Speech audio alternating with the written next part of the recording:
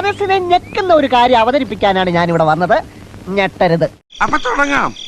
തുടങ്ങിക്കോ. എന്റെ ഈശ്വര, എന്തൊക്കെയായി കേക്കണേ. എടാ ശ്രീധരൻ ഉണ്ണി, എന്ത് ചെയ്യുന്നതിന് മുമ്പും ഒന്ന് ആലോചിക്കണം. വെറുതെ എടുത്തു ചാടരുത്.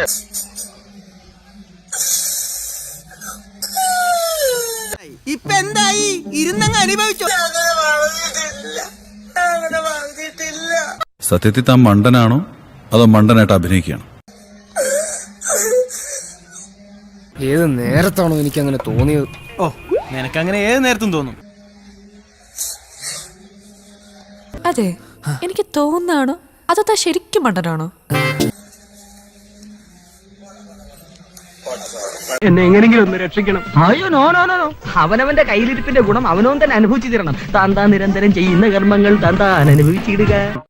എല്ലാവർക്കും സന്തോഷമായല്ലോ. എനിക്ക് സന്തോഷമായി. എല്ലാവർക്കും പിരിഞ്ഞു പോവാം. ഞാൻ